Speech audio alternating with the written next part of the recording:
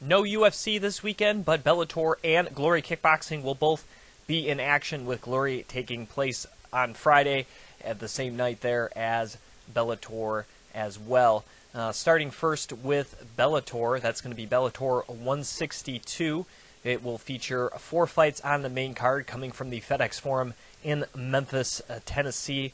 Pretty solid card for not featuring a title fight, and some good names for people to latch onto. Starting first in the featherweight division, former UFC competitor and the son of UFC Hall of Famer Randy Couture, Ryan Couture, will make his featherweight debut, as far as I'm concerned, definitely in Bellator, and I'm pretty sure in his career, taking on one of the top-ranked featherweights Bellator has to offer in Goti Yamauchi. Also, Hisati Kato, many will know from his victory over Joe Schilling earlier this year in the kickboxing arena, as well as his victory over Joe Schilling in MMA as well. He will be taking on AJ Matthews, one of the brighter prospects Bellator has at 185 pounds, and this could factor in along with the main event at middleweight, which we'll get to in just a second. Also, Bobby Lashley will return to competition against Josh Epelt, and Alexander Shlemenko will make his return to Bellator after his suspension following his, at the time, knockout victory over Melvin Manhoef, eventually ruled a no contest. That was back in February of 2015. I believe that was in California. They sentenced him to, I believe, a 2-year suspension, but obviously have since lessened that, and ends up being about 18 months or so away from Bellator. Shlemenko did fight twice in his native Russia for M1, fighting the same guy, Velichov Valashevsky, defeating him 2 times, once by majority decision, and then beating him in the rematch, submitting him in the 3rd round back in June of this year. Their first meeting was in February. So, has won twice outside the organization, now taking on Kendall Grove. Of course, Kendall Grove, former winner of the Ultimate Fighter, and every time he steps into the cage, his advantage is that height and reach. Being at 6'6", nobody in the middleweight division really comes close. And you look at Shlemenko, who's really not a big middleweight, has never have been, at 5'11". Despite having more experience, I don't think he's faced anybody like Kendall Grove. And obviously, yeah, he fought twice away in the 18 months, so it's not like he has been sitting on his butt for 18 months. But this is a guy who's pretty solid.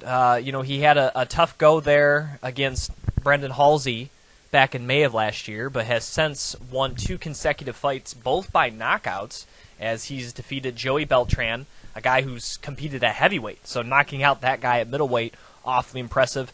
And then he knocked out Francisco Franz in his last fight in February of this year at Bellator 150. So, on a 2-fight losing streak, and Kendall, I think, has found a pretty good home here in Bellator. He debuted in Bellator back in 2013. So far has compiled a record of 4-2, only losing to Brett Cooper and Brandon Halsey.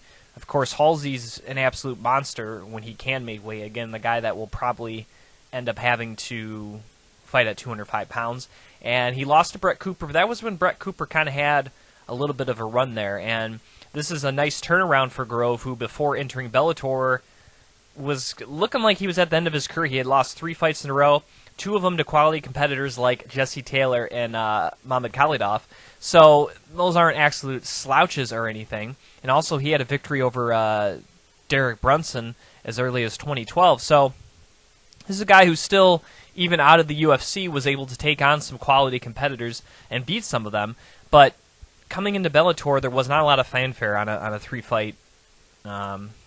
Well, he had won 3 out of his last 4. He did win his last fight before entering Bellator at GWC, the British Invasion, over a guy by the name of Danny Mitchell, but that doesn't compare to some of the names he had fought previously. But 4-2, only losing to Cooper and Halsey. No shame in that. And I think Shlemenko, his volume striking is something that you got to watch out for. That's really what he's known as. He's not really a one-shot knockout power. But because he's 7 inches shorter, I'm not even sure what the reach is, but it's got to be somewhere in the realm of 5 to 10 inches. How will that volume striking add up? How will he be able to be as successful in that game plan against a guy who doesn't have to move his head very far to be out of the range of those punches. And grappling-wise, Shlemenko is a good grappler, but because of his height and reach, Kendall Grove's a very tricky guy on the ground. He has been submitted 3 times, but the majority of the time, if he gets beat, it's by knockout. He has been knocked out 7 of his 15 losses. So that's typically how you get Kendall Grove. He has 10 submission victories himself. And again, with that leg, that's a hard guy to prepare for grappling-wise. But sometimes because of his length and submission ability, he sometimes accepts the ground and being on his back too much. And a guy like Shlemenko, who is a savvy veteran of 70 professional fights, that's a guy who can take advantage of that. So this is a really big fight in Bellator's middleweight division. The winner can very likely get a shot at the title. Of course, Shlemenko was the former middleweight champion, so him coming back and beating a guy like Kendall Grove, you would think definitely solidifies, especially if Melvin Manhoef ends up winning his rematch against Javier Carvalho later this year. Of course, regardless of performance-enhancing, Joe Shlemenko, I think, won that night. I mean, he caught him. So that's a really good rematch to build up Shlemenko versus Melvin Manhoef. And Kendall Grove, I think, is interesting against Carvalho or Melvin Manhoef because of his striking ability. So really good things for the middleweight division. This is not the greatest main event. Not too many. Some people that have been watching Bellator this last year, they probably have never heard of Alexander Shlemenko. So it's almost kind of like this is his reintroduction party to the organization.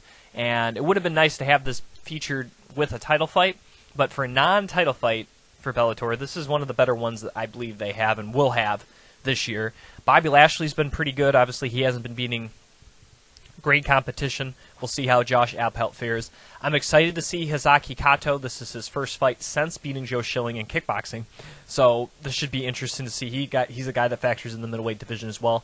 And I'm also excited to see how Ryan Couture does against a guy like Yamayuchi, who is a very, very good grappler and obviously has fought at featherweight for a while. So how will Couture adapt, having fought the majority of his career at 155 pounds? How will he look with the new weight cut and against they're throwing him to the wolves a little bit here. They're not giving him an easy guy for his first fight at featherweight. And also, I don't know if any of these fights will end up on the main card or not, depending on, I guess, how the finishes go. But there are some decent names on the undercard, including Dan Charles against Virgil Swicker, Chase Gormley against Bobby Brents, Julia Budd, who had spent some time in Strikeforce and I believe Invicta as well. She'll be taking on Arlene Blenko.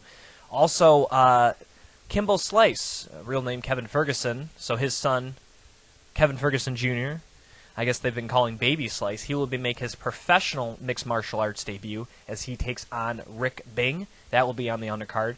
And then a kind of a flex fight. Ricky Rainey, who's had some experience in the welterweight division, he'll be taking on Gilbert Smith, who has fought previously in the UFC, as well as being featured on The Ultimate Fighter. So some really solid undercard fights. Officially, according to Sheerdog, 16 fights are booked for Bellator 162 there in Memphis. So I guess if you're in the Western Tennessee area and you're able to get to Memphis, this will be a solid card, and you won't have to break the bank to see it either. So I think this should be solid, and obviously with no UFC events going on, Bellator can kind of really take the spotlight here, and we'll see how much of a push Bellator has made coming with, again, a card not featuring overly huge names, and again, not featuring any sort of a title fight. Some news and notes before I get to my Glory 34 Denver preview. Of course, as fans know, George St. Pierre rumored to be fighting Anderson Silva as the main event of UFC 206, which will take place in Canada, the Air Canada Centre there in Toronto, Ontario, for December 10th. Already had a title fight booked between Daniel Cormier and Anthony Johnson. However, that probably would have took a co-main event spot to GSP returning regardless, I think, of the opponent. Obviously, Nick Diaz's name has been thrown out there as well. However, on Ariel Helwani's show, the MMA Hour, featured on MMAfighting.com, George St. Pierre saying that he's officially a free agent. The UFC was very quick to comment back, saying, no, George St. Pierre is still under contract with our organization. So I'm not really sure who to believe in this instance. The way the UFC has done their contracts here, I kind of almost side with the UFC. The only thing that I can hold to George's argument to me is if he retired, he's away from the sport, he wasn't really trying to look to go anywhere else, wouldn't at a certain point of time, if you're not taking fights, wouldn't his contract already been voided? It's still weird that there's any question that he's even considering under contract since he hasn't fought since November of 2012. A little interesting that his contract would still be in place. Most other organizations, you're off, you were off for a year or two and you didn't play, you're done. You would get a new contract. You look at somebody, again, as most fans know, this is a Detroit-based show, so looking at team sports in the NFL, Calvin Johnson, of course, played for the Detroit Lions. He retired this year. If he wants to come back next year, he has to sign a whole new contract. It doesn't carry over because he officially announced his retirement. So I'm not really sure how the UFC contract would differ so much unless there was so many fights left on, or maybe he said like, oh, I'm going to come back, I'm just going to take a break. So even though the length of time is longer than a year, the UFC still retains his rights. I'm not really sure, but I'm kind of siding with the UFC a little bit on this one just because they have dealt similar situations before with fighters, quote-unquote, retiring, chief among them probably being Randy Couture with disputes and whatnot, and I think BJ Penn was around that category. So it wouldn't surprise me as if he's still somehow under contract. So I'm going to hold my judgment, but with all that, we're less than 2 months away from 206. So if something was going to happen with GSP, it's got to happen like now for him to be on UFC 206. Not looking like that's going to happen, which is unfortunate. Daniel Cormier said, he goes, I know what, Anthony and I did numbers-wise as the main event, and, we even had, Chris Weidman there. He goes, so without that push from somebody like a George St. Pierre, it's not going to be as big, especially considering how big 205 is going to be, and already how big 207 is going to be with the return of Ronda Rousey, regardless of what's left is the return of Ronda Rousey. So Daniel Cormier knows that if 206 doesn't have that extra oomph to it, that people are not going to buy their money, which, of course, he loses money because he gets a percentage of the pay-per-view, being a champion and, of course, being in the main event. So he's concerned about it. Rumble Johnson's maybe not as concerned about it because, again, he wants to be the champion, so maybe he cares less how many people actually buy it. But that is an issue that they're going to have to solve and to, I shouldn't say salvage 206 because that's a great main event. Daniel Cormier against Rumble Johnson 2 gets me excited. So it's a worthy main event, and it would suck that people skip it just in favor of the other ones. But I could totally see that happening. So that situation has to get sorted. Like I said, I would side with the UFC because they've done like this before. We shall see, though. I feel like if GSP is actually a free agent, I feel like Bellator is a very likely scenario considering his good friend and training partner, Rory McDonald, is already with Bellator. A guy he has trained with and is good friends with, and we've had him on the show twice now, Raymond Daniels. He's a Bellator kickboxer. He's been in Daniels' corner for his Dynamite kickboxing appearance. So there's another connection right there. And I believe Francis Carmont, who trains there at TriStar, he's in Bellator. So there's a lot of connections between George St. Pierre and Bellator. And as far as fighting in North America, that would make the most sense. Now, however, there's somewhat of a mutual agreement between Bellator and Rizin. I don't know if he would sign outright with Rizin. I think he would sign with Bellator and perhaps have a bout or two in Rizin. He's never really fought, I don't think he's ever fought in Japan in his career. So that's something that would appeal more to Rizin probably than it would appeal more to George, bringing over such a huge star to fight in Japan for the first time ever would be a big deal. However, I'm not sure if they're going to be paying the type of money. And another reason, George St. Pierre, of course, has had a deal with Under Armour for several years now, and that's a sponsor he would obviously like to carry over. And if he can't carry that over, I could see his resistance to fighting in the UFC again, where he has to wear Reebok inside the cage. We shall see, again, the story will develop as time moves on, but GSP fighting anybody at UFC 206 not looking likely. Speaking of connections to Bellator, of course, I just talked about Bellator 162. They have announced, I guess, what would be their first tentpole event for 2017, and that's going to be Chael Sonnen, again, officially signed to Bellator MMA a few weeks ago. He will be fighting Tito Ortiz, which should be the main event of, looking at number-wise, should be Bellator 170, and that will take place at the Forum there in Los Angeles. A fight that I think will draw a lot of interest. Tito Ortiz has not fought since losing to Liam McGarry back at 142, and again, Chael Sonnen, I believe, has not lost since losing to Rashad Evans.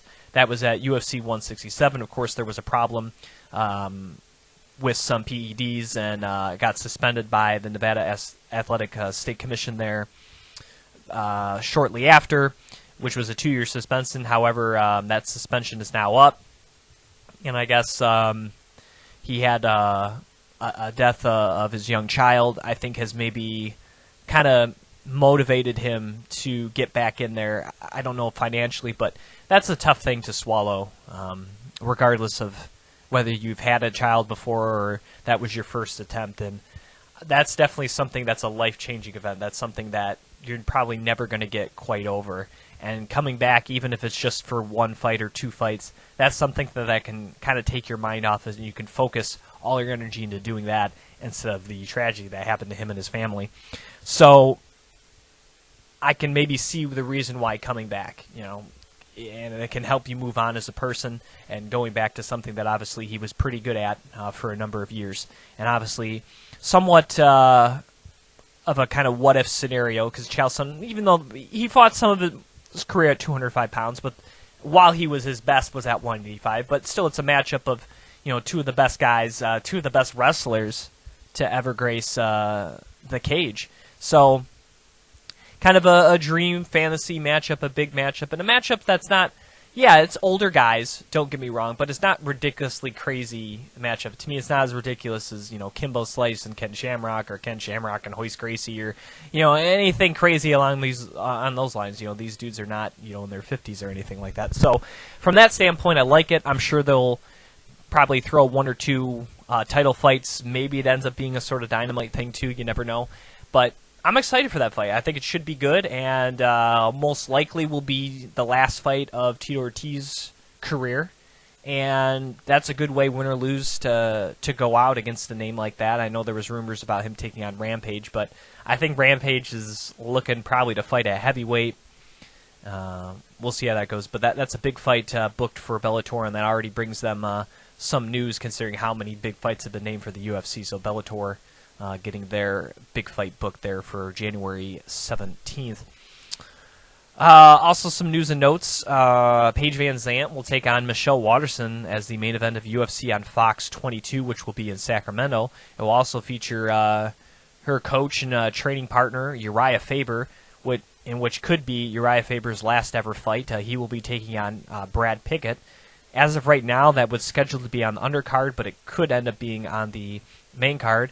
Already announced for that card as well, Mickey Gall will take on Sage Northcutt, Alan Joboy against Mike Perry, and Brian Barberera against Colby Covington. So this should be a pretty exciting night of fights there at the Golden One Center in Sacramento, California. Again, UFC on Fox 22 will be December there. Also some Fight Pass and Fox undercards there. I believe I'm looking for the official date. Thought it was December 3rd. Anyways, Matt Brown's going to take on Tarek Safadine at UFC 207. Thomas Almeida will make his return after his loss there to Cody Garbrandt. He will be taking on Albert Morales. That will be the co-main event of UFC Fight Night 100. Also to that UFC on Fox 22, James Mutassiri will take on Alex Marrero. Let's see here. Also, Josh Salmon, who we reported on, I think it was last week's show. As of right now, TMC Sports reports that the likely cause of death for the former UFC champion is probable drug overdose, which isn't too much of a stretch considering he's had problems with those types of substances in the past, and the fact that his friend and roommate Troy Kirkenberg was also found in a very similar state. Kind of makes sense. How as of right now, Kirkenberg tested positive in his system for Xanax, cocaine, heroin, and alcohol. That's a little bit of everything. Josh Samon's mother said a few weeks ago, when the first news of her son's death came out, that drugs had nothing to do with the fighter's hospitalization and eventual death. However, with the roommate coming up with those types of substances and Salmon passing in a very similar fashion to his friend and roommate, probably likely that's what happened to him. Again, tests still have to be run, and it's a sad story all around. This is a guy who seemingly was starting to get not only his life on track from those type of substances, but was starting to make some waves, some popularity, and have some exciting fights inside the octagon. Was also doing some writing articles for the UFC website, and I believe some other media outlets. So this was a guy that was doing pretty well for himself by all accounts. So the sudden cause of that, coupled with the friend, I believe he had a fight book. So again, more about that story will come out once the medical examiner and coroners and stuff do their report. But just looking at the situation itself, I would see that's a pretty likely cause of death. I'm not really sure what else it could really be.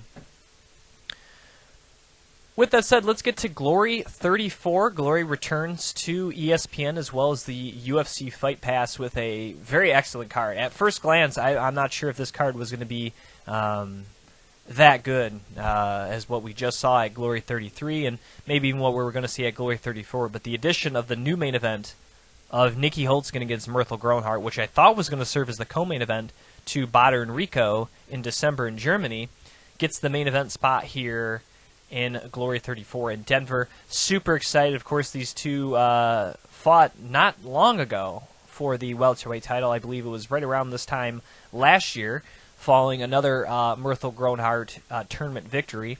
That was actually back at Glory 26, where Nikki Holtzkin won a controversial decision over his fellow Dutchman. A lot of people thought an immediate rematch might happen. Groenhart then fought, I believe it was against... He had a fight before entering another welterweight tournament. Yes, against Cedric Doumbé, where he just did not look very good against Doumbé. Then entered the welterweight tournament, took out Kareem Biasimor via knockout. It was the second round. And then took on Yohan Kongolo, who had a good close fight against Nikki Holtzkin back at Glory 29, and he was able to take him out via decision. So this is going to be an interesting fight. I think if the Myrtle that showed up in that tournament and showed up obviously for Glory 26 last year in Amsterdam, he can push Nikki Holtzkin for his money. Again, Nikki Holtzkin has never lost in Glory, 11-0, and he's beaten a who's who in their welterweight division, including Kareem Ghazi, Joseph Valentina, Raymond Daniels twice, Myrtle Groenhart, and now Yohan Kongolo. Not to mention, kickboxing and boxing and other organizations as well. The dude's fought over. This will be his 101st fight professionally. Has only lost 11 times out of 100 fights. Absolutely incredible. This guy does not lose very often. And, Myrtle's kind of had his ups and downs. Of course, he has fought for a time at 155, where he was a huge 155-pounder, 16-20 with 3 draws. And I think if Myrtle brings that aggressive nature to the table, and he can do it early and he can do it often, he can get the victory and do what he was trying to accomplish there at Glory 26. But if you let Nikki Holtzkin get into a rhythm, his combinations are maybe the best in any division. This is a dude that can pick you apart and eventually can put you away. This is a guy that's very technically sound, and being aggressive sometimes can create openings. And if you can get Nikki off his rhythm, maybe you can get a victory. But if you're going in there and trying to trade combo for combo, I don't think that's how you're going to beat him. You got to do. I'm not saying you got to not do things with good technique, but you gotta change things up on him. You can't show him the same thing every round. And for Groenhart, a guy that likes to throw those jump back knees, that likes to, throw combinations, that likes to throw a lot of heavy shots, Murthel's a guy that can put him away. And if he puts together a similar type performance that he did at Glory 26, maybe the judges will be different. But the big key for him is not doing too much in the first 3 rounds.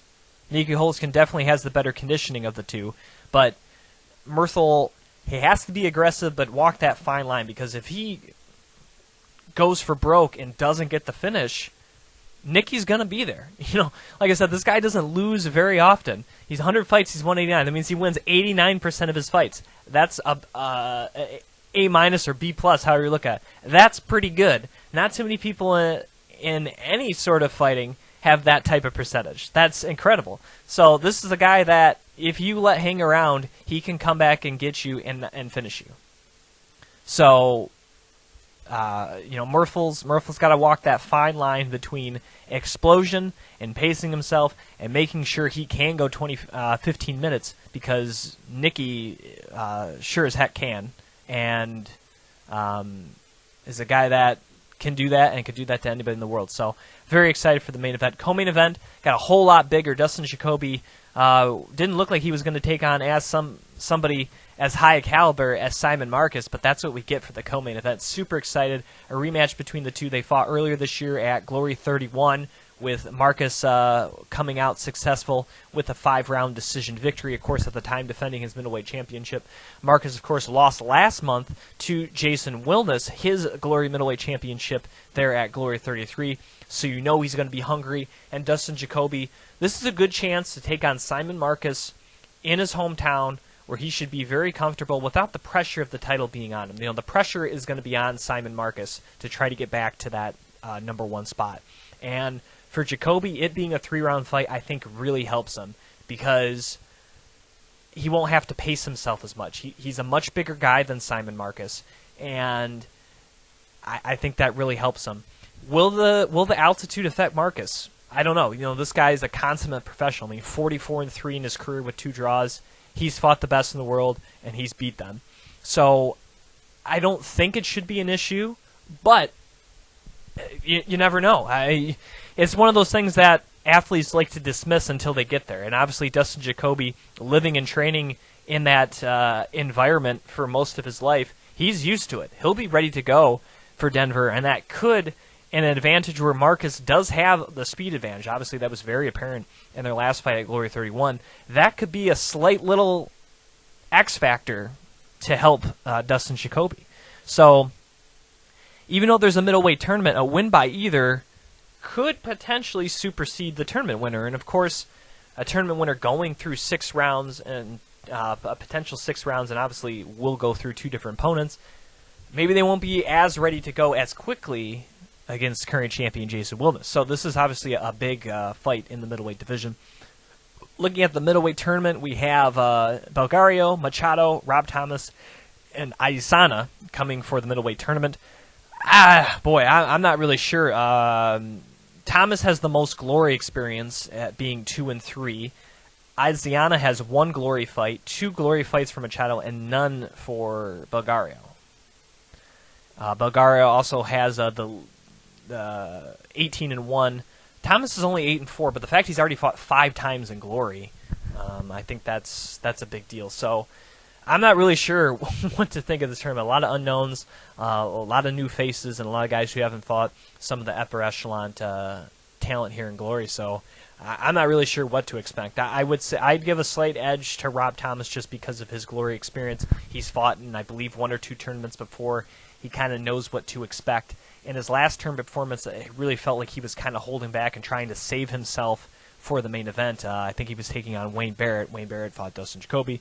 Dustin Jacoby, of course, ultimately won that tournament back at Glory 27 and fought for the title. So I think for Rob Thomas, I think he's learned a lot from that fight and knows that you can't hold back for the second fight. You got to take it 1 fight at a time. Just fight the first one, worry about the second one later. Get that first W and get to the final, worry about that fight then. So I think that could be a big difference for him coming in this second tournament for him.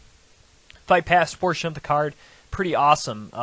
Justin Houghton against Wyatt Derko. That's going to be in the featherweight division. Justin Houghton made his kickboxing debut to most people here in the country, as he took on Kevin Ross there in Bellator Dynamite. That was only his second ever kickboxing bout. And he's also fought in Glory as well, back in, actually, Glory 24 in Denver against Kevin Van Nostrand. I guess they're not counting his loss there against Kevin Ross, so I guess he should be 1-2 overall. Anyways, that's going to kick off the Fight Pass portion of the card for the Super Fight Series. Then we get, should be, unless they're dividing it up, I thought Casey Green was going to rematch Zach Abraham, but according to the website here for Glory, it has those two separated. I'm going to double check here.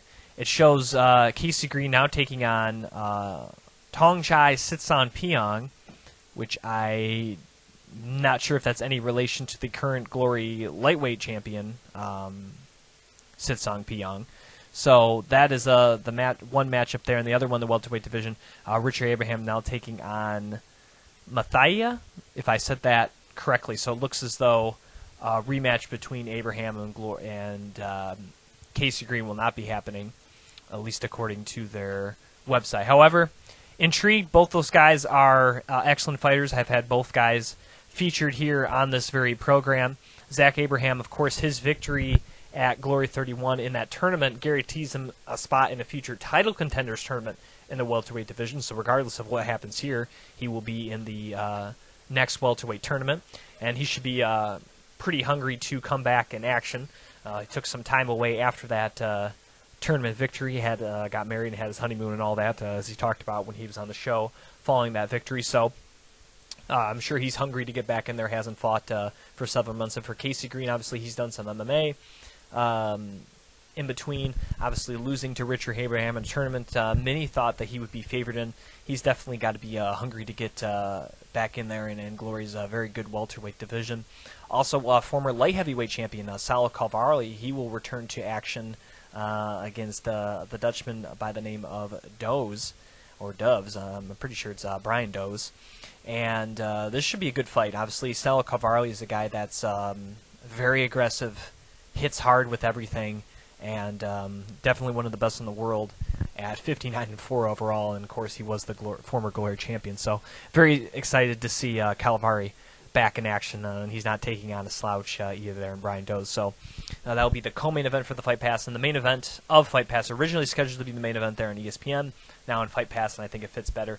Former lightweight champion Robin van Roosmalen will take on current featherweight champion, now two-time featherweight champion, in Gabriel Varga. This should be a very interesting fight. Even though Van Roosmalen is coming from up a weight class, Varga should still be the taller man and should still have a little bit of a reach. And I don't think Van Roosmalen has fought this low in his career. So how will that 10 pounds affect him against a guy that's very much a tactician and kind of a finesse guy in Gabriel Varga? We shall see. This could be kind of a boring fight. Van Roosmalen is not a huge knockout guy, but is technically sound. Sometimes can get over-aggressive, can leave some openings. And Varga's obviously a guy that is very good at seizing opportunities, and especially if you look at his last fight there and reclaim the title against Adamchuk. So this should be an interesting fight. I'm kind of glad it's the Fight Pass main event because Holtzkin versus Groenhart is going to be tremendous. And that's not to take anything away from these two guys, of course, former Glory champions, and Varga being the reigning champion, but these two are a lot more technical in their prowess, and if you're showcasing somebody, top Glory guys, I'm not trying to say that that these two aren't talented. I want to reiterate that. But as far as aesthetically pleasing, Myrtle Groenhart and Nikki Holtzkin will be a little more fan-friendly, I would say, especially casual fan-friendly. So for this fight, I'm really going to see how Van Roosmalen adjusts to the weight with the conditioning, and how much will that affect him, especially coming inside. He had a little problems coming inside against a guy like Sitson-Piong. So how will that work against the guy that will be, despite being a lower weight class, be a little taller, like Gabriel Varga, a guy that is a little more crafty with his movements. Yeah, sits on peon's great, don't get me wrong, but you kind of know what he's going to feature. He's going to feature that left back kick, the kicks to the arm and kicks to the leg. That's his main weapon. Not a lot of boxing, more kicking. Gabriel Varga is a little more well-rounded. I would say he definitely is more of a puncher than he is a kicker. And how will that translate to Van Roosmalen? New weight class, new challenge. He likes to move his head around. Not a guy that throws a lot of volume. He's very tricky.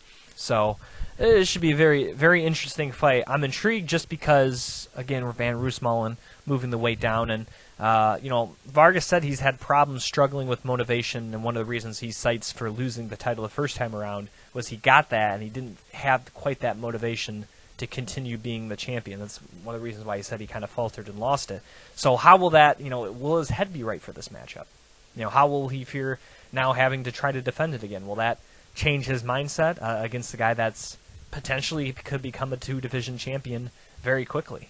So, intriguing fight, and that will end the Fight Pass portion of the card. Overall, like I said, Groenhart and Holtzkin being added to the card really changes the landscape of this fight. It was going to kind of look like a more pedestrian card, in my opinion, just with Van Roosmalen against Varga, but adding Holtzkin and Groenhart just takes this one to a whole nother level. And then he add in kind of the late nature of Simon Marcus taking on Dustin Jacoby. This card's really big, so definitely tune in Friday, October 21st, ESPN, as well as the UFC Fight Pass for Glory 34. Super excited for that. So just to reiterate, if you don't know already, of course, I'm your host, Jim Graham. You can follow me on Twitter at Jim Graham. I'm also on Instagram at the Jim Graham. Like Beyond the Cage at Facebook, facebook.com/Beyond the Cage Podcast. Please subscribe to the show today right here on YouTube if that's where you're watching, at youtube.com/Beyond the Cage Podcast. We're also featured on iTunes and Google Play. And, of course, I upload some segment clips as well as previous interviews on my SoundCloud page, Jim Graham. Just search Jim Graham on SoundCloud or soundcloud.com/Jim Graham. So I'd like to thank my partners at MMAFightClub.net, the MMACommunity.com. We got Top Rated MMA, AJ Hiller, MMA Signatures, USA.com as well. And, my new partners at Sports Talk, 313.com as well. You can listen to Beyond the Cage there. And actually, if you go to the Beyond the Cage section of Sports Talk 313, a lot of those things I just mentioned, YouTube, iTunes, SoundCloud, good stuff like that, that's all featured right there on the Sports Talk 313 page as well. So you'll have everything kind of right there. So thank you to them for supporting Beyond the Cage, as long as Flying Brian J, Izzy Garcia, the king there on Twitter. Definitely follow him. Always good stuff from him as well. So until next week's show, thank you for listening to another edition of Beyond the Cage.